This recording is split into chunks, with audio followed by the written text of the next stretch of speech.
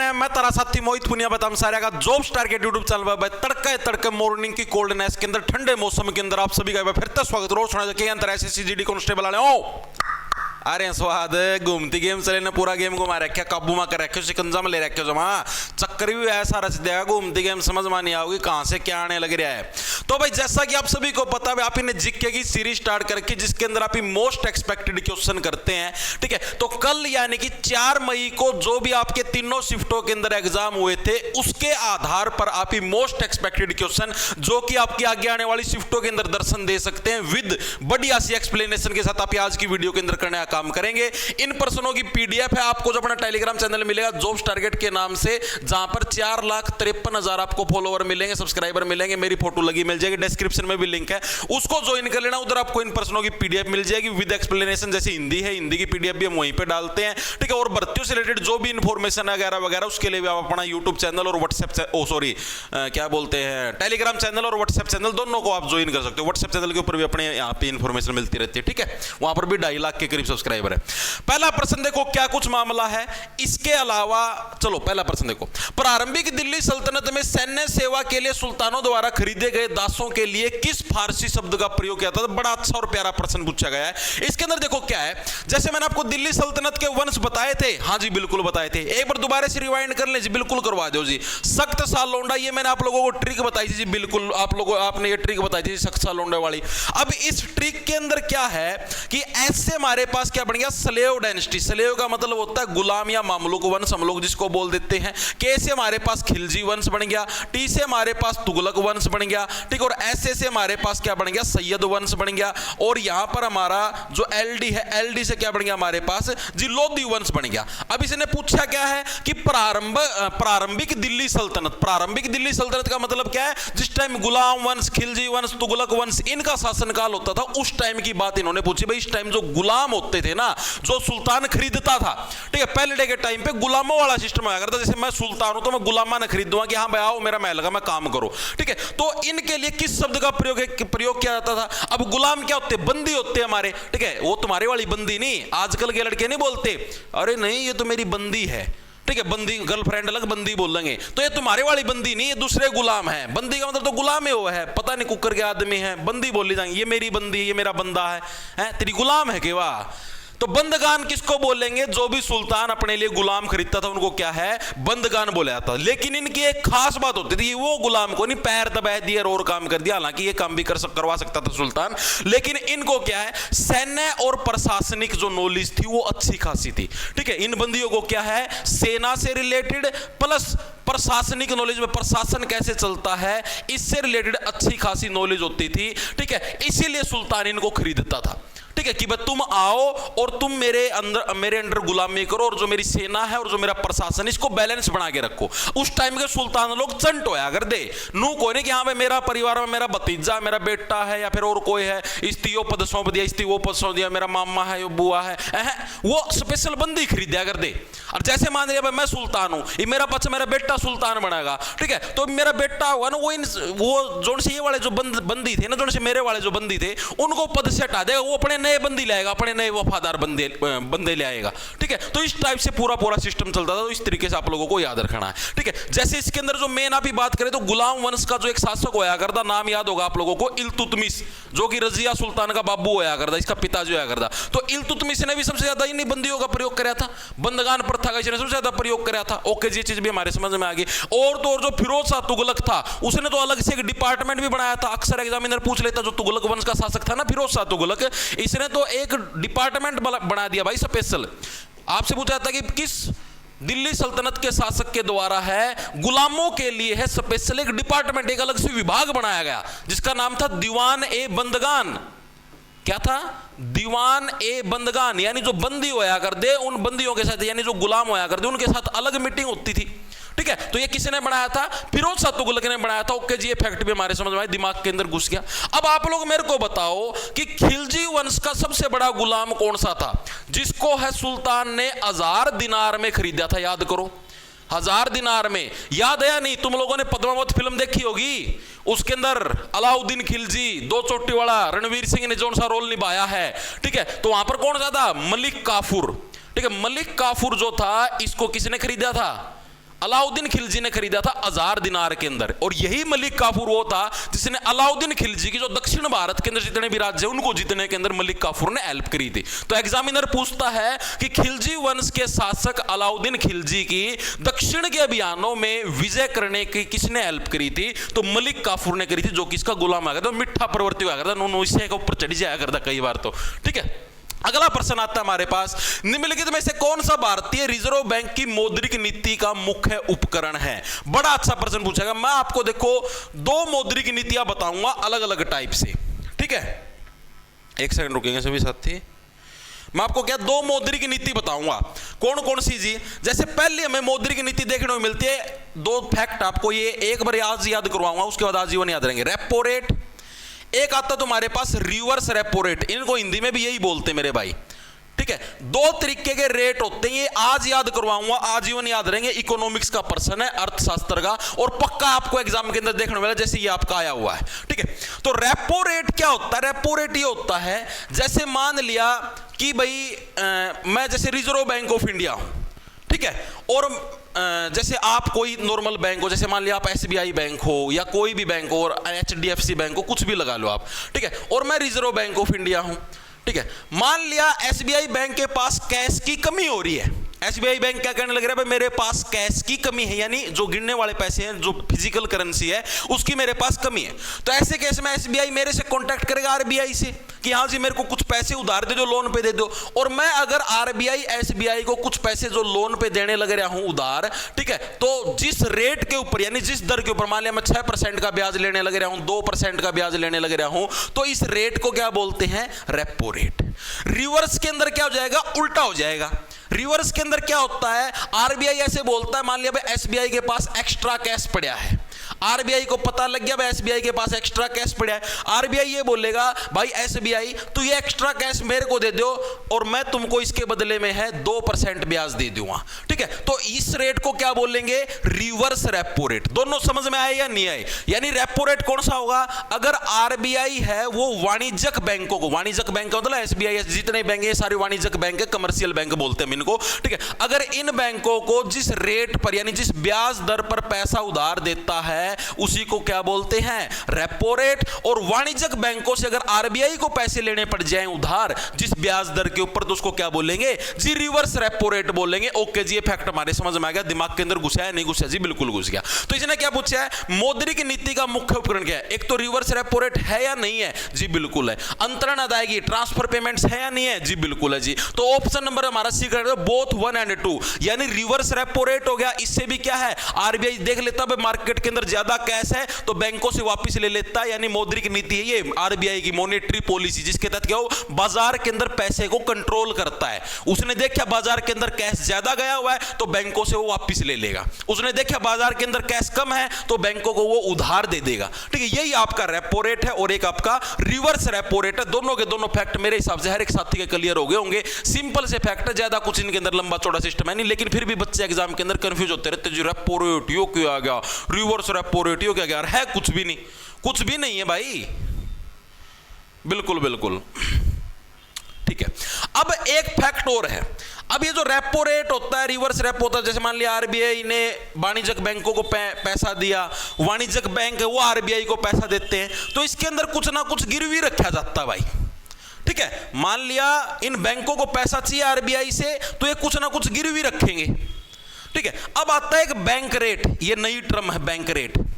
Bank rate के अंदर क्या होता है कि RBI है इन्हीं वाणिज्यिक बैंकों को पैसा देगी उधार पे, ठीक है, लेकिन और इसी रेट पे देगी, लेकिन क्या कुछ भी गिरवी नहीं रखवाएगी, गिरवी आपसे कुछ भी नहीं रखवाएगी। तो फर्क लगे, अगर कोई आपसे पूछ ले बैंक रेट और रेपो रेट में फर्क क्या है, तो इनके अंदर सिर्फ यही फर्क है कि रेपो रेट के अंदर बैंक RBI क्या है, इन बैंकों से कुछ ना कुछ चीज गिरवी रखवाएगी। भाई तुम लोग है, तुम्हारी बिल्डिंग को हमारे पास गिरवी रख दो, उसके बदले में हम आपको कैश देंगे उधार पे, ठीक है, उसके बदले में हम आपको क्या कैश देंगे उधार पे, ओके जी। और बैंक रेट के अंदर क्या RBI डायरेक्ट कैश दे देता उधार वाणिज्यिक बैंकों को, लेकिन कुछ भी चीज गिरवी नहीं रखवाता। सिर्फ इतना ही फर्क है बैंक रेट और रेपो रेट के अंदर। ओके, अगले प्रश्न की तरफ चलते हैं हम लोग। भारत की जनगणना के अनुसार प्रथम श्रेणी के शहर की जनसंख्या सीमा क्या होती है? प्रथम श्रेणी के शहर की जनसंख्या, देखो अलग अलग श्रेणी बनाई थी भारत की जनसंख्या के अनुसार, ठीक है। प्रथम श्रेणी, द्वितीय श्रेणी, तृतीय श्रेणी। पहली श्रेणी के अंदर हमारे पास कौन से आते हैं? ऐसे शहर जिनकी 1 लाख या 1 लाख प्लस की पॉपुलेशन है, उनको हम लोग पहली श्रेणी के शहरों के अंदर है गिनने का काम करते हैं, ठीक है। तो ऑप्शन नंबर ए हमारा करेक्ट हो जाए, 1 लाख या उससे अबो। फिर दूसरी श्रेणी के अंदर क्या जाएगा? इससे थोड़ा कम हो जाएगा। इससे थोड़ा कम कितना जी? यानी सेकंड श्रेणी के अंदर आ जाएगा हमारे पास 50,000 से लेकर 99,000 तक के जो भी जनसंख्या वाले शहर होंगे वो हमारे दूसरी श्रेणी के अंदर आ जाएंगे। ओके जी। तीसरी श्रेणी के अंदर बस 3 ही श्रेणी याद रखनी है आप लोगों को। तीसरी श्रेणी के अंदर भाई 20,000 से लेकर आपके 49,000 तक के जितने भी आपके शहर, इतनी पॉपुलेशन तक के, वो हमारे तीसरी श्रेणी के शहरों के अंदर आ जाएंगे। ओके जी, ये फैक्ट भी हमारे समझ में आ गया, दिमाग के अंदर घुस गया, ठीक है जी। अब अगर मान लिया आपका कोई शहर है, उसकी पॉपुलेशन अगर 10 लाख प्लस है, तो वो किसके अंदर कैलकुलेट किया जाता है? तो वो नगर निगम के अंदर कैलकुलेट किया जाता है। ये प्रश्न भी अक्सर पूछा जाता है कि कोई शहर अगर नगर निगम बनता है तो नगर निगम बनने की योग्यता क्या है? तो नगर निगम बनने की क्या योग्यता होगी? आपकी पॉपुलेशन कितनी? 10 लाख प्लस होनी चाहिए, तभी आप लोग क्या है नगर निगम बन सकते हो। ओके जी। अगर आपको नगर पालिका बनना है तो आपके शहर की जनसंख्या कितनी होनी चाहिए? 5 लाख से लेकर 10 लाख के बीच में अगर आपके शहर की जनसंख्या है, तब आप लोग क्या है जी नगर पालिका भी बन सकते हो। ओके जी, ये फैक्ट भी हमारे समझ में आ गया, दिमाग के अंदर घुस गया, ठीक है। इसके अलावा ये जो नगर निगम वाला कंसेप्ट है, ये आया कब था? तो हमारे पास 2 संविधान संशोधन हुए थे, एक 73वां संविधान संशोधन, एक 74वां संविधान संशोधन। दोनों के दोनों कब हुए थे जी? साल 1992 के अंदर हुए थे। 73वें के तहत क्या है, हमारे संविधान के अंदर जो पंचायती राज सिस्टम, गांव के अंदर जो पंचायत के इलेक्शन होते हैं ना, जो सरपंच वगैरह बनते हैं, वो सिस्टम ऐड कराया गया था। 74वें संविधान संशोधन के तहत क्या, भारतीय संविधान के अंदर जो नगर निगम वाला कंसेप्ट है, ये ऐड कराया गया था। वर्तमान में ये हमको संविधान की 11वीं अनुसूची के अंदर देखने को मिलते हैं और ये हमें 12वीं अनुसूची के अंदर देखने को मिलते हैं। तो ये फैक्ट भी याद रखना बहुत इंपॉर्टेंट है। 73वां 74वां आपसे पूछा जाता है कि भारत के अंदर पंचायती राज सिस्टम में किस संविधान संशोधन के तहत आया? तो 73वां संविधान संशोधन 1992 के तहत आया। ओके जी, ये फैक्ट भी दिमाग के अंदर घुसेंगे भाई, मार तो घुसेड़न लग रहा, और अब नहीं घुसेंगे तो कब घुसेंगे भाई? अगले प्रश्न की तरफ चलते हैं। भारत का पहला क्रियाशील नाभिकीय ऊर्जा संयंत्र, भाई जो मैंने कल क्लास करवाई थी ना जीके की, चेक कर लेना, उसके अंदर मैंने आपको सारे परमाणु संयंत्र करवाए थे। और ये प्रश्न अगर किसी साथी ने गलत कर दिया तो उसका सिलेक्शन नहीं होगा भाई, ठीक है। इस पर प्रश्न नंबर 4 अगर कोई साथी गलत करता है तो अपना सिलेक्शन भूल जाना भाई। आंसर बता दो। अब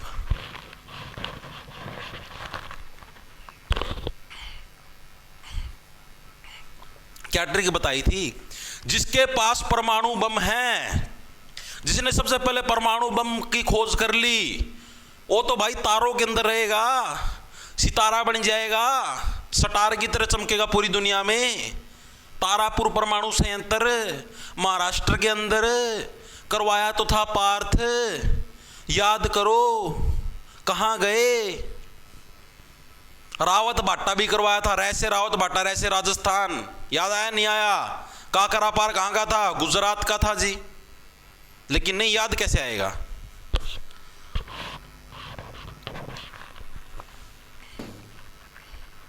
याद तो जी हमें उसकी आती है, दिन रात उसके बारे में सोचते रहते हैं।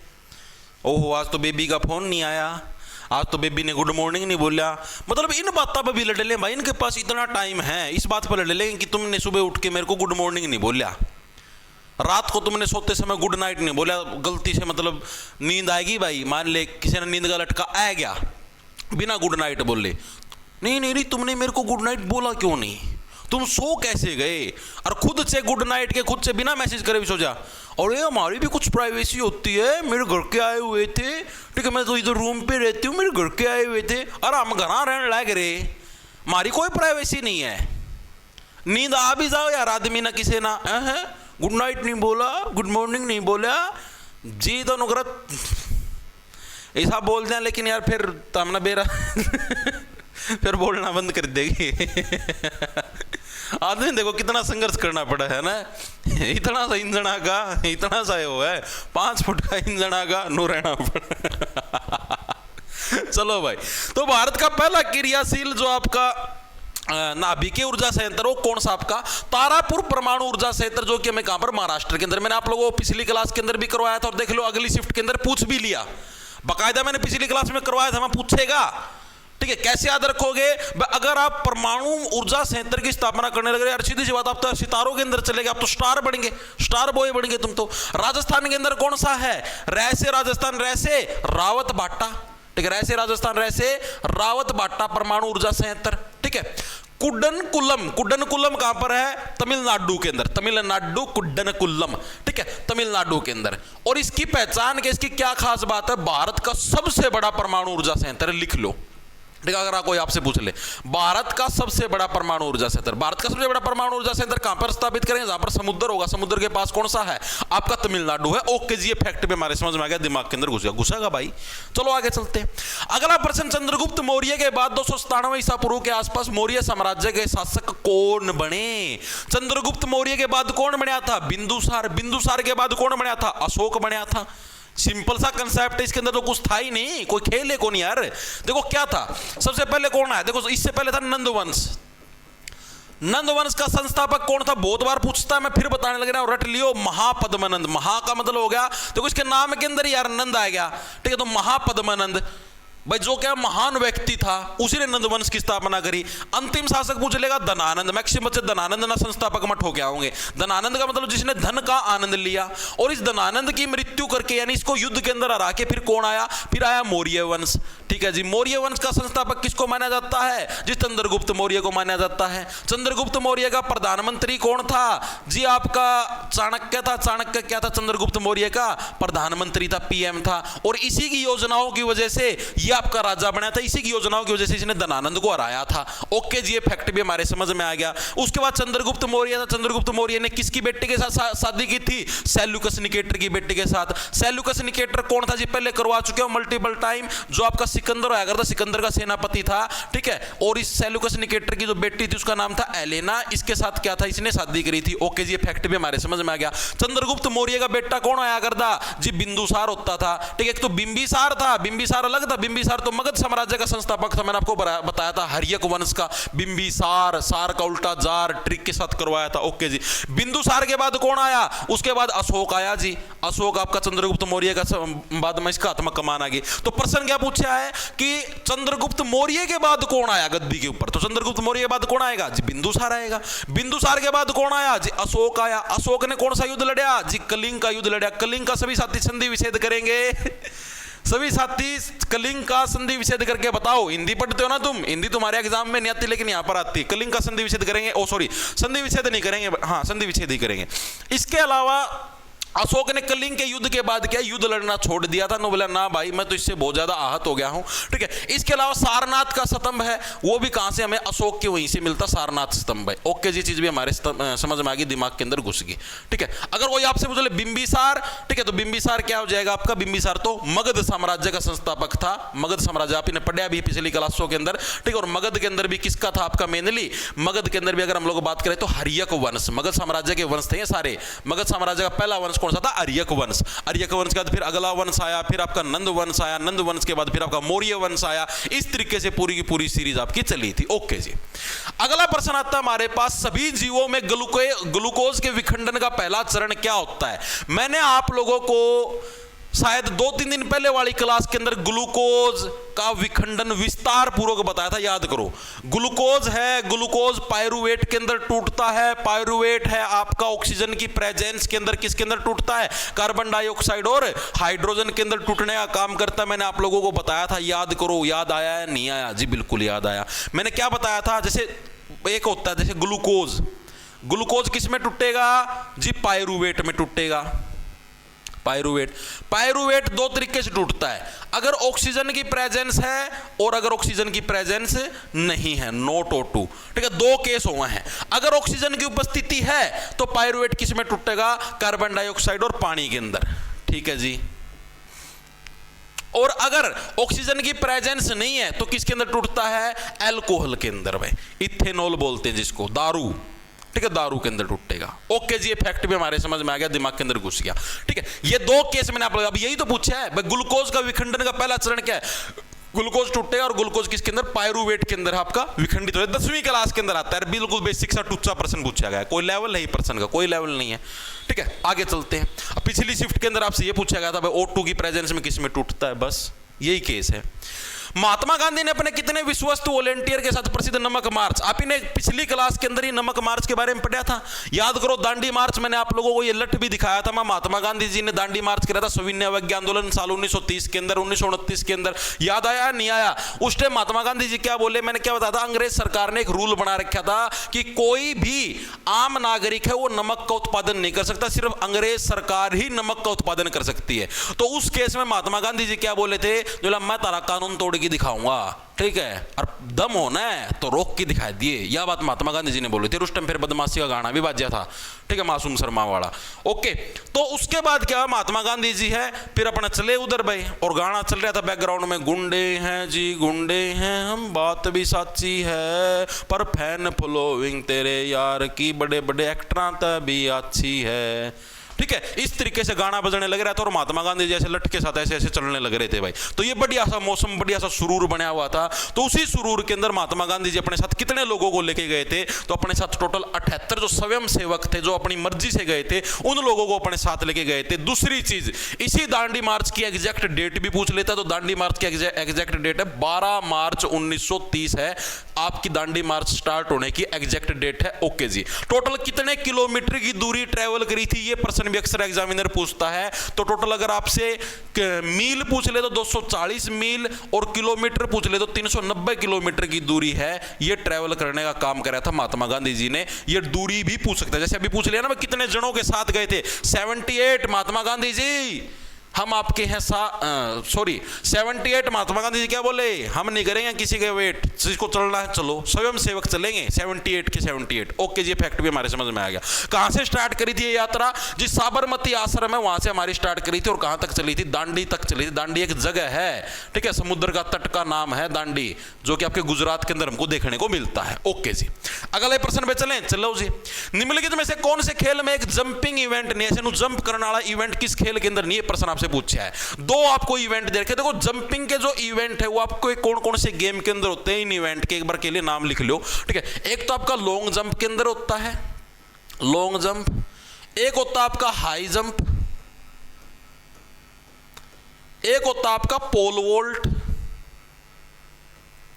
ये तीन ऐसे गेम है जिसके अंदर क्या आपकी जंपिंग का इवेंट होता है, यानी जिसके अंदर जंपिंग वगैरह का गेम होता है। ओके जी, यानी पोल वॉल्ट तो होगा। डिस्क थ्रो, डिस्क तो यार ऐसे ऐसे नु घूम के ऐसे ऐसे नु फेंकनी हो, उसमें कूदने का तो कोई काम है कौन मेरे भाई, तो डिस्क थ्रो तो वैसे ही कट जाएगा। Option number A correct, simple सा था यार, ये तो गधा भी कर सकता है प्रश्न, ये भी गलत करके आ रहे हैं। अगले प्रश्न की तरफ चलें। निम्नलिखित में से कौन सी पंचवर्षीय योजना भारत की संरचनात्मक समायोजन नीतियों की शुरुआत के बाद क्या योजना शुरू की गई, ये बड़ा अच्छा प्रश्न पूछा गया है भाई। जो भारत की जो संरचनात्मक समायोजन नीतियां, संरचनात्मक समायोजन नीतियों का मतलब समझ गए, थोड़े शब्द थोड़े आपको कठिन लगेंगे, लेकिन अगर आप इनको एक बार इंग्लिश में देखोगे तो स्ट्रक्चरल एडजस्टमेंट पॉलिसी, यानी कि भारत का जो स्ट्रक्चर है, यानी कि जो ढांचा है, ठीक है, उस स्ट्रक्चर को हमने दोबारा से एडजस्ट किया है कुछ नीतियां बना के, यानी कुछ पॉलिसी बना के, ठीक है। तो ऐसा कौन सी योजना भाई उस मतलब इस ढांचे के चेंज के बाद है वो पॉलिसी आई, तो ये प्रश्न आप लोगों से पूछा गया है। तो हमने देखो भारत का जो स्ट्रक्चर है, जो ढांचा है नीतियों का, उसके अंदर चेंज कब किया था, याद करो साल 1991-92 के अंदर किया था या नहीं किया था, जी बिल्कुल किया था, ठीक है। क्या किया था मैंने, भारत के अंदर एलपीजी को लेके आए, एलपीजी का मतलब एलपीजी गैस ना समझ लियो, यानी लिबरलाइजेशन, यानी जो भी हमारे उद्योग धंधे हैं उनको आजादी दो, ठीक है, उदारवाद। पी से बन गया प्राइवेटाइजेशन, यानी सारे उद्योग धंधे हैं उनको प्राइवेट कर दो, ठीक है। जी का मतलब हो गया ग्लोबलाइजेशन, ग्लोबलाइजेशन का मतलब हो गया जो विश्व की जो और भी कंपनियां उनको भी भारत में आने का मौका दो, ठीक है। इसको हिंदी में बोलते हैं उदारवाद, प्राइवेट को बोलते हैं निजीकरण, ठीक है, और ग्लोबलाइजेशन को क्या बोलते हैं, वैश्वीकरण, ठीक है। तो ये आपसे पूछा जाता है एलपीजी की फुल फॉर्म क्या है, तो आपके याद होनी चाहिए लिक्विड पेट्रोलियम गैस ठोके और टोई जाओ, एलपीजी की तो ये फुल फॉर्म थी नहीं, ठीक है। और उस टाइम हमारे, मैंने आपको बताया था, जो हमारे क्या थे वित्त मंत्री थे वो कौन थे? हमारे वित्त मंत्री जी डॉक्टर मनमोहन सिंह जी थे। ओके जी, ये फैक्ट भी हम लोगों को पता है, इसके ऊपर आप ज्यादा ज्ञान मत बांटो। ओके भाई, कौन बांटो, कोई दिक्कत की बात नहीं। इसके अलावा इसी टाइम हम लोगों ने एक नीति खत्म करी थी, याद करो, जिसका नाम था लाइसेंस राज। पहले क्या होता था, आपको कोई भी उद्योग धंधा चलाना होता था तो उसके लिए आपको लाइसेंस लेना पड़ता था, और लाइसेंस के लिए बहुत ज्यादा रिश्वत देनी पड़ती थी, तब जाके लाइसेंस मिलता था। तो सरकार ने क्या इस लाइसेंस राज को ही खत्म कर दिया, ताकि ज्यादा से ज्यादा लोग अपना बिजनेस वगैरह वो शुरू कर पाए। ठीक है, तो लाइसेंस राज भी हमारा खत्म, यानी कि भारत का जो स्ट्रक्चर था, एक ढांचा था, ठीक है, जो पुराने समय से चलता आने लग रहा था, ठीक है, उसके अंदर क्या है, उसको मैंने एडजस्ट करने का काम किया। ठीक है, तो इसके बाद कौन सी पंचवर्षीय योजना है, यही तो पूछा गया है। तो इसके बाद कौन सी आई थी 1992 से लेकर 1997 तक, मैंने आपको कल वाली क्लास के अंदर भी करवाया था। कौन सी आई थी? 8वीं पंचवर्षीय योजना। 8वीं के अंदर हमारे पीएम साहब कौन थे? पीवी नरसिम्हा राव थे। ठीक है, वित्त मंत्री कौन थे? डॉक्टर मनमोहन सिंह थे। ओके जी, तो ऑप्शन नंबर डी हमारा करेक्ट हो जाएगा। चीजें समझ में आई या नहीं आई? कंसेप्ट समझा करो। अगर आप देखो, जब भी आप पेपर अटेम्प्ट करो ना, आप पहले पेपर प्रश्न को हिंदी में पढ़ के देखो। अगर हिंदी में समझ में नहीं आने लग रहा, कूल दिमाग से पढ़ के तो उसने एक बार इंग्लिश में पढ़ लिया करो। इंग्लिश में हो सकता है वो शब्द आपको समझ में आ जाए जो हिंदी में नहीं आने लग रहा। ठीक है, ओके जी। अगला प्रश्न आता है, निम्नलिखित में से कौन सा किला राजस्थान के अंदर स्थित है? आप लोगों से ये तो बिल्कुल नॉर्मल जनरल नॉलेज का प्रश्न पूछा गया। ग्वालियर कहां पर है? ग्वालियर मध्य प्रदेश के अंदर। तो ग्वालियर किला भी हमें कहां पर देखने को मिलेगा जी? मध्य प्रदेश के अंदर देखने को मिलेगा। ठीक है जी। उसके अलावा जो भरतपुर किला है, ये हमें कहां पर देखने को मिलता है? ये हमें राजस्थान के अंदर देखने को मिलता है। कौन सा? भरतपुर किला राजस्थान के अंदर। और हमें कौन सा? जोधाबाई का किला देखने को मिलता है। ठीक है, ये भी बहुत इंपॉर्टेंट, अक्सर पूछ लेता है जोधाबाई का किला कहां पर, हमें ये भी यहीं पर देखने को मिलता है। अगर आपसे पूछ ले सिंहगढ़ या दौलताबाद का किला, ये हमें कहां पर देखने को मिलते हैं? ये दोनों के दोनों में महाराष्ट्र के अंदर देखने को मिलते हैं। कैसे याद रखोगे? महाराष्ट्र से हो गया महा बड़ा सिंह, शेर कैसा होता है? बहुत बड़ा, और जिस शेर के पास दौलत है तो वो और भी बड़ा मिलेगा। इस तरीके से हम लोग याद रख सकते हैं। ओके जी। इसके अलावा राजस्थान के अंदर तो किले ही किले हैं भाई। जैसलमेर का किला, चित्तौड़गढ़ का किला, आमेर का किला, किले ही किले हैं। कौन कौन से हैं? आमेर का किला बोल सकते हैं, जैसलमेर का किला बोल सकते हैं। ठीक है, आपसे चित्तौड़गढ़ का किला पूछ सकता है। तो ये सारे के सारे आप लोग इजीली बता दोगे। ओके जी, ये फैक्ट भी समझ आया। इन दो को याद रखना, सिंहगढ़ और दौलताबाद। ओके जी, अगले के ऊपर चलें। चलो जी, राजा करिकाल किस वंश से संबंधित थे? अच्छा प्रश्न पूछा गया, राजा करिकाल। बताओ भाई, पानी घूट मार लो। इंट दूं? साउथ का वंश है, दक्षिण भारत का, और बोल लो।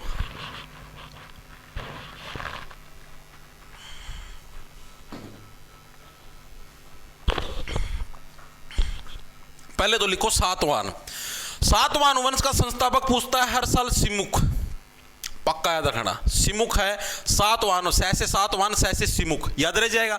ये क्या था? ये इस वंश का संस्थापक था। ओके जी। मौर्य वंश की अगर आप बात करें तो मौर्य वंश का संस्थापक कौन था आपका? चंद्रगुप्त मौर्य। अभी अभी हम लोगों ने देखा। ठीक है जी, चंद्रगुप्त मौर्य। और इसका अंतिम शासक कौन था मौर्य वंश का? बृहद्रथ। पक्का पूछेगा, बृहद्रथ क्या है? रथ लेगी बाज गया लास्ट में, जब अंतिम शासक। गुप्त वंश का संस्थापक श्रीगुप्त था। वैसे तो कौन था? श्रीगुप्त था, लेकिन कई बार एग्जामिनर चंद्रगुप्त को भी मान लेती है, चंद्रगुप्त प्रथम को भी कई बार है इसका संस्थापक माना। वैसे अभी देखा इतिहास के साथ श्रीगुप्त था। ऑप्शन नंबर ए हमारा करेक्ट है, चोल। तो राजा करिकल किस वंश से बिलोंग करते थे? चोल वंश से बिलोंग करते थे राजा करिकल। और करिकल चोल ने ही क्या है आपका, जो हमारा तमिलनाडु है, तमिलनाडु यानी साउथ साइड का ये वंश था, उधर क्या है एक कलनई बांध का निर्माण करवाया था। अक्सर एग्जामिनर पूछता है कि कलनई बांध का निर्माण किस राजा के द्वारा करवाया गया? कलनई बांध बहुत इंपॉर्टेंट है, याद रखना। कलनई बांध हमें कहां पर देखना मिलता है? चेन्नई कहां पर है जी? तमिलनाडु के अंदर। ठीक है, तो वहां पर क्या है? चोल शासक था राजा करिकाल, इसी के द्वारा क्या आपका कलनई, कैसे करिकाल, कैसे कलनई बांध का निर्माण करिकाल के द्वारा करवाया गया। चोल वंश का शासक था। ओके जी, ठीक है। याद कैसे रखो? जो चोल से बन गया चोर। काले काले व्यक्ति कैसे लगते हैं? जैसे चोर हो, इस तरीके से। हिंट है, ये सिर्फ ट्रिक है। आगे, उस रासायनिक प्रक्रिया को क्या कहते हैं जिसमें कोई पदार्थ ऑक्सीजन के साथ प्रतिक्रिया करके उष्मा उत्सर्जित करता है? ये बड़ा अच्छा प्रश्न पूछा गया। आप लोग इंग्लिश उसके अंदर साइंस के अंदर पढ़ा भी होगा। ऐसी रिएक्शन का नाम बताओ जिसके अंदर क्या है? हीट निकलती है, उष्मा निकलती, उसको क्या बोलते थे? एक्सोथर्मिक। जिसके अंदर हमें हीट देनी पड़ती है उसको क्या बोलते थे? एंडोथर्मिक। तो उसी टाइप से पूछा है ऐसी ऐसी रिएक्शन जिसके अंदर क्या है, हम लोगों को ऑक्सीजन की प्रेजेंस के साथ क्या है, उष्मा उत्सर्जित करती है, उसको क्या बोलते हैं, उसको बोलते हैं कंबस्शन। ऑप्शन नंबर डी हमारा कंबस्शन का मतलब हो गया दहन। ठीक है, जब भी आग लगती है तो आग के अंदर क्या है, ऑक्सीजन का प्रयोग होता है। आप लोगों ने देखा होगा कि आग क्या बिना ऑक्सीजन के आग नहीं जलती, लेकिन मेरे पास साइंस को चैलेंज करने का एक तरीका है। आप लोगों ने पढ़ा हुआ हर जगह कि अगर ऑक्सीजन नहीं है तो आग नहीं जलेगी। जैसे आप एक्सपेरिमेंट भी करके देख सकते हो, जैसे पानी की कोई बोतल ले लो कांच की, उसके अंदर आप मोमबत्ती रख दो तो मोमबत्ती जलती रहेगी। अगर आप उस बोतल को ऊपर से ढक दोगे यानी ऑक्सीजन अंदर नहीं जाने दोगे तो मोमबत्ती बुझ जाएगी। ये आप लोगों ने अक्सर पढ़ा भी होगा।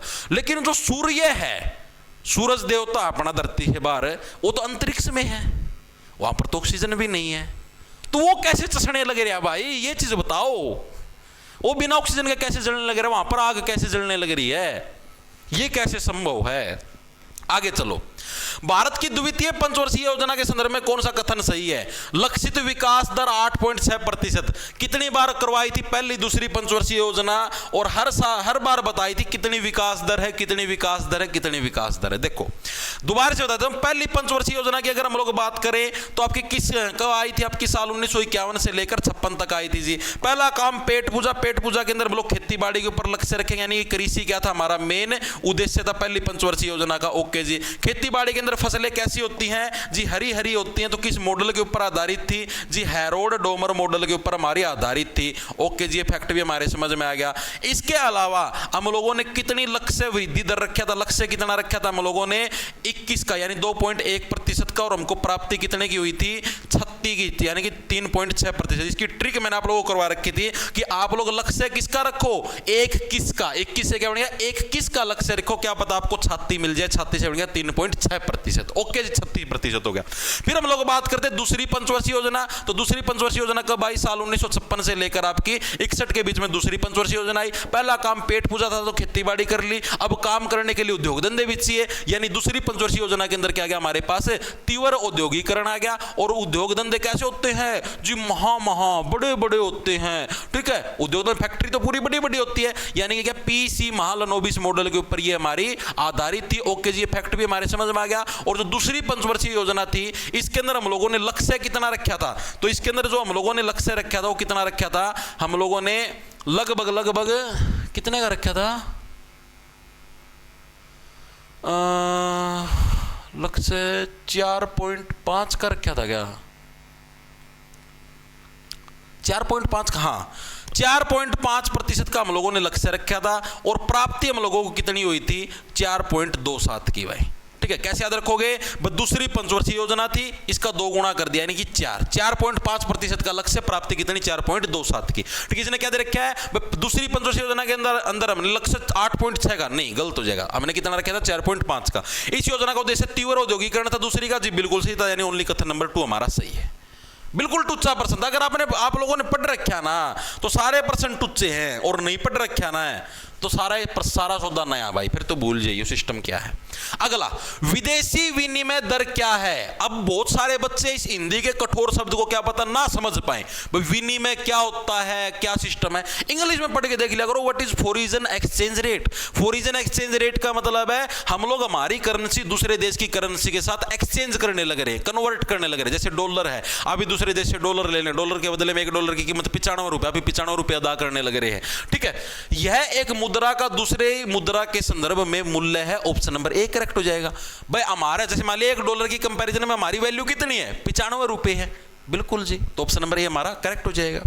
अगला प्रश्न हमारे पास, किस मुगल सम्राट ने सिकंदरा में अकबर का मकबरा बनवाया था। ये बड़ा अच्छा प्रश्न। देखो अकबर का मकबरा कौन बनवाया होगा, अब अकबर मर गया, अकबर के मरे के बाद राजा कौन बना, अकबर का बेटा बना। अकबर का बेटा कौन था जी, जहांगीर था, तो जहांगीर ही तो अकबर का मकबरा बनवाएगा, मुगल शैली के अंदर बनवाया था। लेकिन अगर आप लोगों से प्रश्न पूछ ले अकबर के मकबरे की शुरुआत किसने करी थी बनाने की, तो शुरुआत की बात करें तो अकबर ने खुद के मकबरा बनवाने की शुरुआत कर दी थी। क्या भैया मेरा मकबरा होगा और मैं पूरे शान शौकत दफनाया जाऊंगा, लेकिन पहला है उसकी मृत्यु होगी, उसके बाद उसके बेटे ने वो मकबरा पूरा करवाया था, जहांगीर ने, जिसके अंदर अकबर को दफनाया गया था। ओके जी, चीज भी हमारे समझ में आएगी। ठीक है, और जहांगीर है किस चीज का शौकीन था, अक्सर आप लोगों से पूछ लिया जाता, तो ये चित्रकला का शौकीन था भाई। किसका, चित्रकला का। इसकी चित्रकला इतनी तकड़ी थी, इतनी तकड़ी इसकी चित्रकला थी कि जैसे इसने चित्र बनवाया एक टाइम पे, ऐसी मतलब हम तो अभी जैसे बुक बाग पढ़ा उनका मैं ये कहानी आया करे, कहानी की सच्चाई ये होगी। तो उसके अंदर आपने देखा भाई इसने 3-4 हैं मतलब कि चित्र बनवाए, और इन चित्रों के अंदर ये ऐसे बोला कि तुम है ना मक्खी है, मक्खी को बना के लाना, उस चित्र के अंदर कहीं ना कोई मक्खी है उसको बना के लाना, ठीक है। और मैं आपको ये बता दूंगा कि भाई कौन सी मक्खी है वो ओरिजिनल है। मतलब बढ़िया से बढ़िया चित्रकार आए, उनने बढ़िया से बढ़िया मक्खी बनाई बिल्कुल, ठीक है। और एक को उसने ऐसे बोला था कि भाई कोई भी एक चित्रकार है तुम लोग आपस में डिस्कस कर लेना, एक जना ओरिजिनल मक्खी रख देना, ठीक है। और मैं दूर से देखो, नू नहीं मैं नजदीक आके हाथ लगा के देखो, है दूर रख लेना, ठीक है। और मक्खी के चाहे मार के चिपका लेना, कोई दिक्कत की बात नहीं, मार के उसको गोंद के साथ चेप देना, कोई दिक्कत की बात नहीं है। मैं फिर भी दूर से पिछाने जाऊंगा। मतलब चित्रकला की इतनी बारीकियों का उसको पता था। और फिर उसने खुद ने एक चित्र बनाया जिसके अंदर उसने मतलब इतनी ओरिजिनल मक्खी बना दी कि कोई ये नहीं पहचान पाया कि ओरिजिनल वाली कौन सी है, मतलब असली कौन सी और नकली मक्खी कौन सी है। इतनी ओरिजिनल मक्खी बना दी थी, हाथ लगाने के बाद पता लगने लग रहा था कि हाँ भाई ये नकली है ये असली है, ठीक है। तो इतना तगड़ा चित्रकार था ये। अगला प्रश्न आता है हमारे पास, किसी वस्तु की गति की दर इकाई समय में वस्तु द्वारा तय की गई दूरी ज्ञात करने के लिए होती, इस राशि को क्या बोलते थे? क्या प्रश्न पूछा है? Rate of motion of an object is to find out the distance travelled by the object in unit time, what is the quantity known as. बताओ भाई, एक यूनिट टाइम के अंदर यानी किसी एक फिक्स समय के अंदर है एक वस्तु के द्वारा है जो दूरी तय की गई है उसको क्या बोलते हैं? डिस्टेंस बाय टाइम पूछा है, डिस्टेंस बाय टाइम उसको क्या बोलेंगे बताओ? स्पीड बोलेंगे, speed is equal to distance by time. Option number B correct हो जाएगा। ये क्या प्रश्न था? आगे चलो। थिएटू निम्नलिखित में से किस भारतीय राज्य का एकल नृत्य नाटक है? थिएटू, थिएटू, थी केरलम। ऑप्शन नंबर हमारा बी है करेक्ट है, केरला। केरला का जो नृत्य कौन सा आपका? थिएटू। इसके अलावा केरला के 2 शास्त्रीय नृत्यों के नाम बताओ तो कौन कौन से हैं? एक तो केरला कौन सा हो गया आप लोगों का? मोहिनी अट्टम, ठीक है। कौन सा हो गया? मोहिनी अट्टम। आप लोग मोह जाते हो, किसको देखकर मोह जाते हो? किसको देखकर अट्रैक्ट हो जाते हो? कली को देखकर, ठीक है। कली कहां पर मिलती है? समुद्र के किनारे, यानी कथकली। तो कथकली और मोहिनी अट्टम दोनों भी कहां के? केरल के शास्त्रीय नृत्य है। और थिएटू क्या है? केरल का नॉर्मल नृत्य। ओके जी। अगला प्रश्न, निम्नलिखित में से कौन सा संश्लेषित सूचक है? इंग्लिश में पढ़ के देख लो, सिंथेटिक इंडिकेटर। इंडिकेटर का मतलब क्या होता है? आप लोगों ने साइंस के अंदर पढ़ा होगा कि कोई चीज एसिड है या बेस है, यानी अम्ल है या सार है, इसकी पहचान के लिए हम लोगों ने क्या है? इंडिकेटर बना रखे हैं जिसको हम लोग सूचक बोलते हैं। जैसे हमारे 2 तरीके के होते हैं, एक नेचुरल होते हैं जिसको हम लोग बोलते हैं जी प्राकृतिक, ठीक है जी। और एक होते हैं जी हमारे पास कौन से? आर्टिफिशियल, जो इसके अंदर पूछ रखे हैं जिसको हम लोग साइंथेटिक भी बोल देते हैं। साइंथेटिक बोल लो या फिर आर्टिफिशियल बोल लो, बात एक ही है, ठीक है जी। अब इसके अंदर कौन कौन? नेचुरल के अंदर होते हैं जैसे लिटमस पेपर। लिटमस पेपर क्या तुम्हारा एक नेचुरल इंडिकेटर है। हल्दी होगी, हल्दी भी क्या है या जिसको इंग्लिश में बोलते हैं टर्मरिक, वो भी क्या है? लिटमस को हिंदी में लिटमस ही बोलते हैं मेरे भाई, ठीक है। तो टर्मरिक भी क्या है? हमारे पास एक प्राकृतिक इंडिकेटर है। तो दोनों के दोनों प्राकृतिक लिखेंगे सभी साथी। तो प्राकृतिक के अंदर कौन कौन से आएंगे? एक तो हमारे पास हो गया लिटमस और एक हो गया हमारे पास हल्दी जिसको इंग्लिश में टर्मरिक बोलते हैं। साइंथेटिक के अंदर आपके सारे जो यानी लैब के अंदर तैयार हुए हैं, मिथाइल ऑरेंज हो गया, फिनोप्थिलीन हो गया, दोनों के दोनों क्या हमारे साइंथेटिक इंडिकेटर हैं। ओके जी। अगला प्रश्न आता है हमारे पास कौन सा? निम्नलिखित में से किस संगीत वाद्य यंत्र समूह को एरोफोन के नाम से जाना जाता है? एरोफोन का मतलब देखो, फोन से आप लोग क्या करते हो जी? वीडियो देखते हैं। अरे जकोई नीच मानस, डट जा, तेरी वीडियो की बात को नहीं होने लग रही। यहाँ पर फोन से हम लोग क्या करते हैं जी? बातें सुनते हैं, ठीक है। तो और फोन से अगर मान लिया कोई ढम ढम ढम ऐसी इस तरीके की आवाज आए तो आप लोग नहीं सुन सकते। फोन से कौन सी? जो बांसुरी जैसी मधुर आवाज सुनाई दे, सिर्फ वही सुनने में मजा आता है, ठीक है। तो यानी कि एरोफोन के नाम से किसको जाना जाता है? सुशीर वाद्य यंत्र। सुशीर का मतलब जो बांसुरी होगी, ठीक है, आप लोगों के मतलब जो फूक मार के जो बजते हैं उनको सुशीर वाद्य यंत्र बोलते हैं। ओके जी। अवनद मैंने आप लोगों को बताया जैसे ढोलक हो गया, ठीक है, जिसके ऊपर चमड़े का ढक्कन लगा होता है, ढोलक हो गया, तबला हो गया, नगाड़ा हो गया, ये सारे क्या हैं? ये सारे अवनद हैं, मैंने आप लोगों को बताया। तत्वाद्य यंत्र जिसके अंदर तार होता है, सितारा हो गया, ठीक है, एक तारा हो गया, ये सारे क्या हैं? तत्ववाद्य यंत्र। घनवाद्य यंत्र जो कि लोहे से लोहा मार के बजते, उसको क्या बोलते हैं? घनवाद्य यंत्र बोलते हैं। ओके जी। अगला, पारादीप पतन डेल्टा में स्थित है। पारादीप, पहले तो मेरे को ये बताओ, मैंने आप लोगों को शायद पिछली क्लास के अंदर करवाया था, पारादीप बंदरगाह कहां पर देखने को मिलती है? याद करो, पारादीप बंदरगाह बताओ भाई। ओडसियोले आड़ पारा बहुत ज्यादा आई है, टेम्परेचर बहुत ज्यादा ये दिमाग का। ओडसियोले साइड में, ठीक है, ओडिशा के अंदर हमें पारादीप बंदरगाह देखने को मिलती है। और किस नदी के डेल्टा पर स्थित है ये बंदरगाह? महानदी। ऑप्शन नंबर कैसे याद रखो? ओडिशा। ओडिशा के अंदर तो क्या है? याद करो, हीराकुंड बांध। हीराकुंड बांध किसके ऊपर है? इसी महानदी के ऊपर तो है। हीराकुंड बांध किसके ऊपर है? इसी महानदी के ऊपर। इसकी मैंने आपको ट्रिक से याद करवा रखा था बैच के अंदर। तो कैसे याद रखो? हीराकुंड का मतलब, अगर मान लो आपके पास एक छोटा सा हीरा है, आप उसको भी छुपा के रखते हो। बिल्कुल रखते हैं जी। आपके पास लो हीरे का पूरा कुंड है, कुंड का मतलब पूरा कुआं है तुम्हारे पास हीरे का, तो उसको क्या है आप लोग? महानदी। यानी आप लोग क्या है? महान व्यक्ति बन के उसको उड़ा के रखोगे ना। ओडिशा मतलब उड़ाना भी तो होता है, उसको ढक के रखोगे जी। बिल्कुल सही बात है। तो महानदी क्या आपके इसके ऊपर, महानदी के ऊपर में कौन सा? हीराकुंड बांध देखने को मिलता है ओडिशा के अंदर। ओके जी, चीजें समझ में आ गई। पारादीप पतन, ठीक है, हो गया ये तो पूरा। एक बार चेक कर लेना, ठीक है, हीराकुंड बांध महानदी के ऊपर ही होगा। एक बार क्रॉस चेक मार लेना भाई, कदे मैं गलत करवा दूं। ठीक है, चलो आगे चलते हैं। अगला प्रश्न आता है, अछूतों को हरिजन यानी ईश्वर की संतान किसने बताया था? इस प्रश्न को 99% बच्चे गलत करते हैं, क्योंकि इसके अंदर एक ऑप्शन है डॉक्टर भीमराव अंबेडकर, और मैक्सिमम बच्चे डॉक्टर भीमराव अंबेडकर ठोक के आते हैं, जो कि गलत हो जाएगा। ठीक है, इसीलिए एग्जामिनर ने प्रश्न दिया, क्योंकि तुम लोग बेटा डीप हिस्ट्री नहीं पढ़ते, गहराई से हिस्ट्री पढ़ा करो। ठीक है, तब तुमको चीजें समझ में आएंगी। ठीक है, थोड़ा डीपली पढ़ोगे ना मॉडर्न हिस्ट्री को, एक एक चीज मोटे मोटे पीवाईक्यू करने से काम नहीं चलता मेरे भाई। डीपली हिस्ट्री पढ़ोगे तब तुमको ये मैक्सिमम बच्चों को नया प्रश्न लगेगा। आधे बच्चे में हवा में तीर मारेंगे, डॉक्टर भीमराव अंबेडकर, महात्मा गांधी ने कहा था। ये कब, ये कैसे होगा जी? ये तो समझ में नहीं आया। साल 1932 के अंदर हमारा पूना पैक्ट हुआ या नहीं हुआ? जी बिल्कुल हुआ, लिखेंगे सभी साथी। साल 1932 में हमारा क्या पूना पैक्ट पूछा था? पूना पैक्ट कब हुआ? साल 1932 में। श्वेत पत्र कब जारी हुआ? साल 1933 में। याद रखना, ये श्वेत पत्र पूछा था बहुत बार, हर शिफ्ट के अंदर आया। श्वेत पत्र कब जारी हुआ? साल 1933 के अंदर। ठीक है, अब जब ये पूना पैक्ट हुआ तो इसके बाद क्या है? महात्मा गांधी ने पहली बार जो अनुसूचित जाति के जो लोग हैं या फिर अछूत हैं, जो आप जिसको मतलब बोल सकते हो भाई, जो जिनके छुआछूत जैसे वो करते थे पुराने समय के अंदर, तो ऐसे लोगों को हरिजन बोला। हरिजन का मतलब भाई ये भगवान की देन है। ठीक है, हरि के जन है, भगवान ने इनको जन्माया है, सभी को भगवान ने जन्माया, तो सभी को पता है। ठीक है, इसके बाद इन्होंने पूना पैक्ट के बाद हरिजन आंदोलन भी चलाया। आपसे पूछा था हरिजन आंदोलन की शुरुआत किसके द्वारा करी गई? तो ये भी महात्मा गांधी जी के द्वारा करी गई। और साल 1933 के अंदर ही क्या, इन्होंने हरिजनों के ऊपर एक पत्रिका भी निकाली, हरिजन पत्रिका, जिसका नाम था। ठीक है, ये भी पूछा जाता है कि हरिजन पत्रिका किस वर्ष जारी हुई? तो ये साल 1933 के अंदर जारी हुई, और किसके द्वारा निकाल ली गई? महात्मा गांधी जी के द्वारा निकाल ली गई थी। ओके जी, फैक्ट भी समझ में आ गया। आगे चलें, चलो जी। निम्नलिखित में से कौन सा अन्य महाजनपदों पर मगध के प्रभुत्व का कारण नहीं था? बताओ कौन सा कारण नहीं था? देखो पहली बात, देखो मैंने आपको क्या बताया था, पुराने समय के अंदर हमें टोटल 16 महाजनपद देखने को मिल रहे थे, और मैंने आपको 16 के 16 महाजनपदों की क्या है बकायदा राजधानी भी करवाई थी, और 16 के 16 महाजनपदों के नाम भी करवाए थे। लेकिन उसके अंदर मैंने क्या बोला था आपको?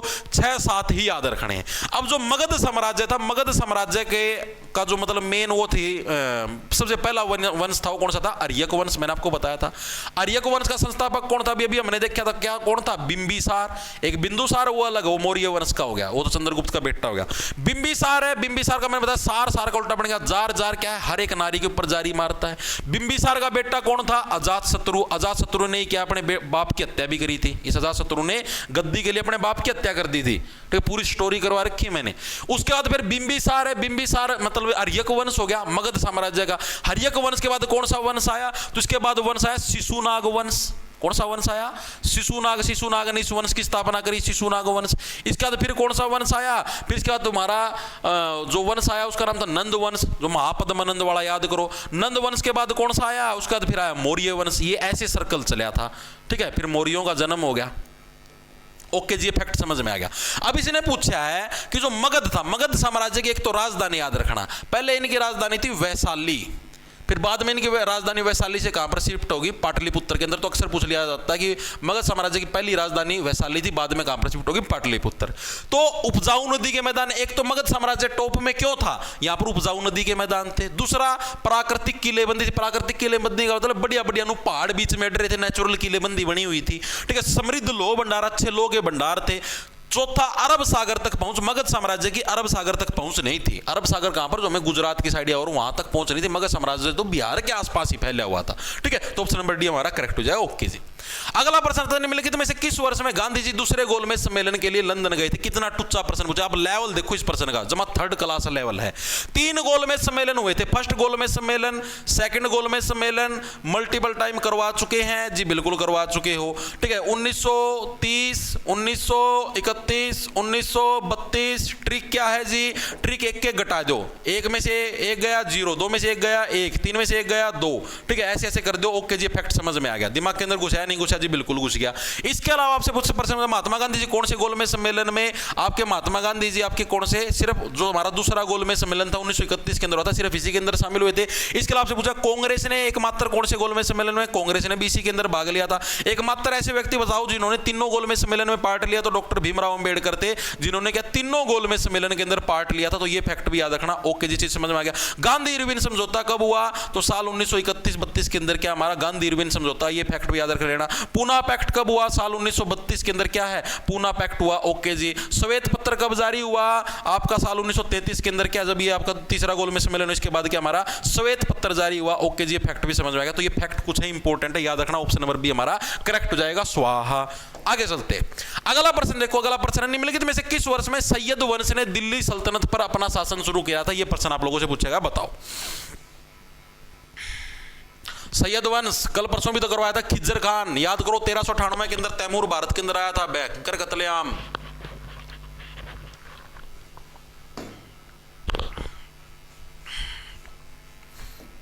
लिखेंगे सभी साथी। साल 1398 के अंदर क्या है, तैमूर लंग भारत के अंदर आया, ठीक है। तैमूर ने भयंकर कत्लेआम मचाया, ठीक है। उसके बाद 1399 के अंदर ये वापस जाने लगा, 1399 में, ठीक है। और अपनी जो गद्दी थी, इसका सेनापति आया करता खिज्जर खान, इसको अपनी गद्दी सौंप गया, तू इतना इस चीज ना संभाला, मैं तो वापस अफगानिस्तान का मैं जाऊं, ठीक है। उसके बाद खिज्जर खान पहले तो इसके एज ए गुलाम के रूप में सारी गद्दी को संभालता रहा, कोई दिक्कत की बात नहीं। उसके बाद आ गया इसके अंदर जोश, तो बोला भाई वो तो उड़ पड़ा है तैमूर लंग, तो ठीक है, मैं कब्जा कर लेता हूं, मैं इस सारी चीज को मतलब अपने कब्जे में। तो उसके बाद साल 1414 के अंदर क्या है, खिज्जर खान के द्वारा क्या है, नए वंश की स्थापना करी गई, जिसका नाम रखेगा सैयद वंश। सैयद वंश। अगर कोई आपसे पूछ ले खिज्जर खान गद्दी के ऊपर कब बैठा था, तो 1399 के अंदर, लेकिन इसने खुद का वंश बनाया, वो कब बनाया, सैयद वंश साल 1414 के अंदर। तो दोनों के अंदर डिफरेंस है, ठीक है। 1414 याद रहेगा, ऐसे 1414 ठीक है। आगे चले, चलो। निम्नलिखित में तामाशा आया ना करो यार, मेरी तुम देखने लग जाए तो भी हंसी आने लग जाए, बिल्कुल। अच्छा, लास्ट शासक पूछ ले आप लोगों से, सैयद वंश का आलम शाह। ये क्या आलम बना दिया तुमने। आलम शाह क्या था, लास्ट शासक था, अंतिम शासक था सैयद वंश का। संस्थापक कौन हो गया, खिज्जर खान, अंतिम शासक। ओके जी, ये फैक्ट भी हमारे समझ में आ गया, दिमाग के अंदर घुस गया, ठीक है। उसका लोधी वंश की पूछ ले आप लोगों से, इसके बाद जैसे लोधी वंश आया था ना आपका सैयद वंश का, तो लोधी वंश का संस्थापक आप लोगों से पूछ ले तो कौन था, बहलोल लोधी आपका लोधी वंश का संस्थापक था, ठीक है। सबसे पावरफुल शासक कौन सा था, सबसे पावरफुल शासक सिकंदर लोधी था जी, ठीक है। आपसे पूछ ले सबसे पावरफुल शासक तो कौन था, सिकंदर लोधी था। सिकंदर लोधी के द्वारा ही क्या है, आपसे पूछ ले आगरा शहर की स्थापना किसके द्वारा करी गई थी, मैक्सिमम ने ठोक के आया ना, शाहजहां किसके द्वारा करी गई थी, सिकंदर लोधी के द्वारा ही क्या आगरा शहर की स्थापना करी गई थी, आगरा की स्थापना। आगे समझ में, तो ये फैक्ट ध्यान था पढ़ा करो। आगे चलो। निम्नलिखित में से कौन सा कारक जनसंख्या के वितरण को प्रभावित करता है, यानी जनसंख्या का जो हम लोगों ने डिस्ट्रीब्यूशन कर रखा है अलग अलग जगह, जो हमारी जनसंख्या फैली हुई है, इसको प्रभावित करने वाला कारक कौन सा है, मृदा भी करती है। जैसे जहां पर उपजाऊ मृदा होगी वहां पर भीड़ ज्यादा रहेगी, जहां पर उपजाऊ मृदा नहीं होगी वहां पर लोग क्यों रहेंगे। खनिज है, खनिज भी करते हैं, जहां पर अच्छे अच्छे खनिज मिलेंगे, लोहा सोना चांदी, वहां पर भीड़ ज्यादा रहेगी, जहां पर खनिज नहीं मिलेंगे वहां पर कोई नहीं रहेगा। तो आपका क्या हो जाएगा, दोनों के दोनों, बोथ 1 and 2 दोनों के दोनों आपके फैक्टर प्रभावित करते हैं जनसंख्या के वितरण को। आगे चलते हैं। निम्नलिखित में से किस बंदरगाह को अरब सागर की रानी, देखो मैं आपको बताता हूं, यह हमारा भारत का मैप है। इस भारत के मैप में यहाँ पर केरल आपको देखने को मिलता है, इधर आपको ऊपर क्या नाम था उसका, कर्नाटक, इधर आपको गोवा, इधर महाराष्ट्र देखने को मिलता है, ठीक है। ऊपर फिर आपको ये गुजरात के हिस्से देखने को मिलते हैं इस तरीके से। अब आप देखो अरब कंट्रीज किस तरफ, हमारी इस तरफ है, दुबई वगैरह, ठीक है, और भी दो सारी उसी तरफ है। तो यानी इसको हम लोग बोलते हैं अरब सागर, अरब सागर, ठीक है। तो इसने क्या पूछा, अरब सागर की रानी किस बंदरगाह को बोलेंगे, यानी ऐसी बंदरगाह जो हमारी इस तरफ होगी। अब कोचिन है, कैसे कोचिन, कैसे केरल, ट्रिक से याद करवाया था, नहीं करवाया था, बिल्कुल क्या करवाया था। तो कोचिन पता नहीं केरल है, इसी को क्या बोलते हैं, अरब सागर की रानी। पारादीप तो ये भी बताया था कहां पर भाई, पारा चढ़ रहा है ओडिसी होले ओडिशा के अंदर, ओडिशा तो यहां पर है, ठीक है, ये तो आपके इस तरफ हो जाए, अरब सागर उस तरफ है ही नहीं। विशाखापट्टनम आंध्र प्रदेश के अंदर है, ये भी इस तरफ हो गया, ठीक है। तुतीकोरिन कहां पर है, तमिल, तैसे तुतीकोरिन तैसे तमिलनाडु, ये भी इस तरफ, ये भी अरब सागर में नहीं है, ठीक है। तो यानी सीधी बात कौन सी होगी, कोचिन जो बंदरगाह उसको क्या है, अरब सागर की रानी बोला जाता है। अगर आपको मान लो वैसे भी याद नहीं होता तो भी अगर आपको बंदरगाह याद है ना कौन सी कहां पर है, तब भी आप इजीली कर सकते थे। ओके जी, अगला, निम्नलिखित किस स्थान पर पहली सिंह सभा का गठन, सिंह सभा, सिंह साहब कौन होते हैं, सरदार जी, सरदारों की पहली बैठक अमृतसर के अंदर हुई थी, ठीक है। ऑप्शन नंबर सी हमारा करेक्ट हो जाएगा। ओके जी, फैक्ट विषय में बिल्कुल कुछ भी नहीं था यार इसके अंदर दो। ओके, हाँ, कब हुआ ये भी पूछ सकता है, 1873 के अंदर, 1873, ठीक है। सिंह साहब में बिल्कुल फ्री, आओ एक सभा का गठन करते हैं। ओके जी, अगला प्रश्न आता है, अंतिम सुंग शासक की हत्या कर कण्व वंश की स्थापना किसने करी थी, सुंग शासक की, अंतिम जो शासक था सुंग शासक है, उसकी हत्या करके कण्व वंश की स्थापना करी गई थी वासुदेव के द्वारा। ऑप्शन नंबर ए हमारा करेक्ट, जो वासुदेव के द्वारा कण्व वंश की स्थापना करी गई थी। सुंग वंश का अंतिम शासक कौन था, तो इसका अंतिम शासक था देवभूति, ठीक है। इसका संस्थापक कौन था, पुष्यमित्र सुंग, ये क्या था, ये इसका संस्थापक होया गया था। ओके जी, ठीक है। इसके बाद कौन सा, सुंग वंश के बाद कण्व वंश है, कण्व वंश का मेन संस्थापक कौन आया करता, वासुदेव था। ओके जी, फैक्ट भी हमारे समझ में आ गया, दिमाग के अंदर घुस गया, ठीक है। आगे चले, चलो जी।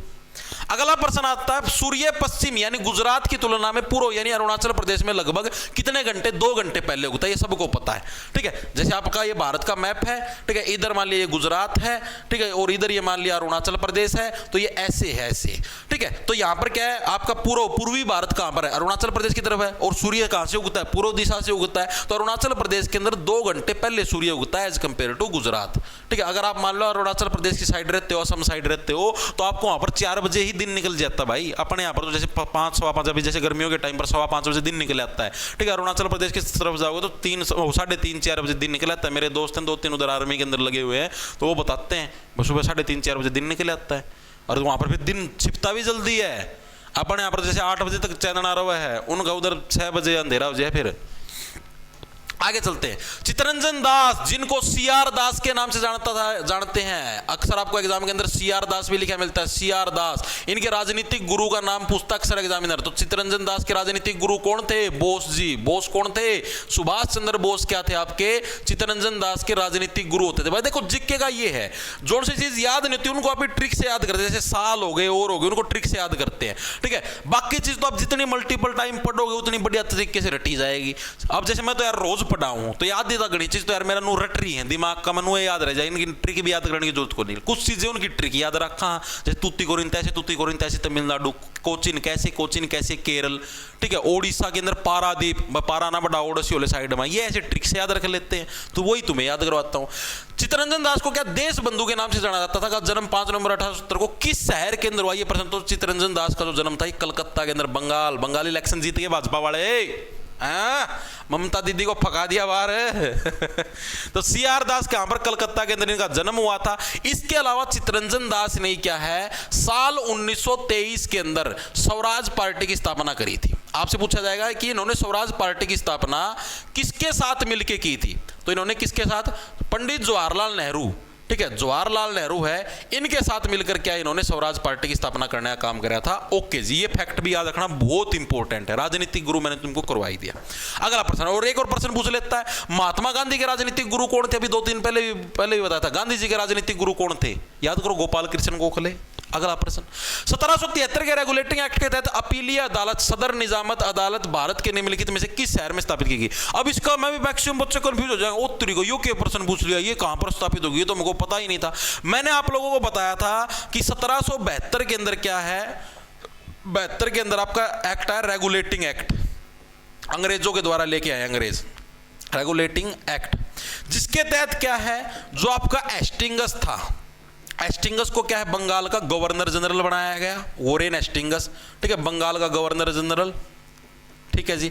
और इसी के तहत क्या, भारत के अंदर 2 न्यायालय स्थापित करे गए। कौन कौन से, एक तो था आपका दीवानी, एक था फौजदारी, ठीक है। दीवानी किसको बोलते, दीवानी तो हो गया नॉर्मल, ठीक है, जिसको हम लोग नॉर्मल बोलते हैं, सदर दीवानी अदालत, सदर दीवानी। दीवानी के अंदर हमारे ऐसे मामले होंगे जो छोटे मोटे घरेलू झगड़ा होगा, छोटी मोटी लड़ाई लुड़ाई होगी, ठीक है। फौजदारी के अंदर किसी की हत्या कर दी, किसी का मर्डर कर दिया, तो उसका नाम था फौजदारी, को सदर निजामत अदालत भी बोल देते थे। ओके जी। तो ये जो दोनों अदालत, इन दोनों अदालतों की स्थापना बंगाल के अंदर करी गई थी, क्योंकि बंगाल से ही अंग्रेजों ने अपना शासन शुरू कराया था, ठीक है। तो बंगाल के अंदर कहां पर, कलकत्ता है, कलकत्ता के अंदर ही क्या आपकी सदर निजामत अदालत और सदर दीवानी अदालत, दोनों अदालतों की स्थापना कहां पर, कलकत्ता के अंदर ही हुई थी। ओके जी, फैक्ट भी समझ में आ गया। आगे चलें, चलो जी। डैश झारखंड का एक फसल कटाई उत्सव, झारखंड का फसल कटाई सोहराय, ऑप्शन नंबर ए हमारा क्या है, सोहराय। कैसे याद रखोगे भाई, सोहराय, जब भी आप किसी चीज को ऐसे झाड़ते हो धर धर धर धर धर धर, तो शोर आता है या नहीं आता, बिल्कुल आता है जी। सिग्मो सिग्नल, प्यार का सिग्नल, प्यार का सिग्नल कहां पर मिलता है, गोवा के अंदर। ये कहां का हो गया, गोवा का हो गया। ओके जी, चीज भी समझ में आ गया। ये तो करवाया था अभी 2 दिन पहले, ट्रिक से याद जी, बिल्कुल करवाया था, कोई दिक्कत परेशानी नहीं जी, होनी भी नहीं चाहिए। अगला, निम्नलिखित में कौन सा पारे का आयस्क है, मरकरी का और कौन सा है, और आयस्क को इंग्लिश में और बोलते हैं, तो मरकरी का कौन सा होता है, HGS, जिसको क्या बोलते हैं, सिनेबार भी बोल देते हैं। ऑप्शन नंबर सी करेक्ट हो जाए। मरकरी का कौन सा होता है, सिनेबार। बॉक्साइट, और बॉक्साइट किसका होता है, बॉक्साइट, और मैग्नाइट, मैग्नाइट से बना मैग्नेट, मैग्नेट किससे बना होता है, लोहे का बना होता है। तो ये किसका, आयरन का और हो गया, आयरन यानी लोहे का और हो गया, लोहे का आयस्क हो गया, ठीक है जी। बॉक्साइट आपका किसका होता है, एल्यूमिनियम का, एल्यूमिनियम को हिंदी में भी एल्यूमिनियम ही बोलते हैं। ओके जी, चीज भी हमारे समझ में आ गई, बिल्कुल बिल्कुल बिल्कुल। चले आगे, चलो जी। अगला प्रश्न है, तुतीकोरिन पतन कहां पर है, तैसे तुतीकोरिन, तैसे तमिलनाडु भी याद करवाया तो ऑप्शन नंबर ए करेक्ट हो जाएगा। सिंपल, बच्चों के गाल पे डिंपल, जो ना से इस बात पे उसके पाछे में बड़े बड़े पिंपल। निम्नलिखित में कौन सा सारीय धातु का उदाहरण है, सारीय अल्कली मेटल्स कौन कौन से यार, सबको पता, बेटा मांगे कार स्कूटर बाप राजी, यही तो है, ठीक है। बेटा मांगे कार स्कूटर, मैग्नीशियम हो गया, मैंगनीज, ठीक है। बेटा मांगे कार, कैल्शियम, स्कूटर, स्कैंडियम, ठीक है। बाप राजी, बैरियम, यही तो है आपके सारे के सारे अल्कली मेटल। गलत हो जाएगा ये नहीं है भाई, रुको। अल्कली मेटल्स हमारे पास पोटासियम, मेटल्स की बात कर रहा हूं तो नॉन मेटल हो गए। पोटासियम, पोटासियम हमारा जिसका के सिंबल है, ये हमारा अल्कली मेटल है। ओके जी, चीज हमारे समझ में आ गई। इसके अलावा अगर आप लोगों से बात करें लिथियम, लिथियम भी हमारा क्या है, अल्कली आपका क्या है, मेटल है। सोडियम अल्कली मेटल है, Na के नाम से हम लोग जिसको जानते हैं। इसके अलावा रेडियम, रुबिडियम, Rd, ये भी क्या अल्कली मेटल है। तो इस ऑप्शनों के हिसाब से आपका ऑप्शन नंबर डी करेक्ट हो जाएगा। अल्कली मेटल पूछा तो पोटेशियम। ओके जी, तो ये थे आपके आज की क्लास के 35%, ठीक है। पूरे मैंने आपको फैक्चुअल कंसेप्ट के साथ हर एक चीज विस्तार पूर्वक समझा दी है। इन प्रश्नों की PDF आपको जो अपना टेलीग्राम चैनल है जॉब्स टारगेट के नाम से, टेलीग्राम भी यही रहेगा आपका, ठीक है। यूट्यूब चैनल भी यही रहेगा, यहां पर आपको इन प्रश्नों की PDF मिल जाएगी। इसके अलावा आप हिंदी की क्लास होगी, ठीक है, या फिर जीके की क्लास होगी, या और भी अगर आप आगे भविष्य में SSC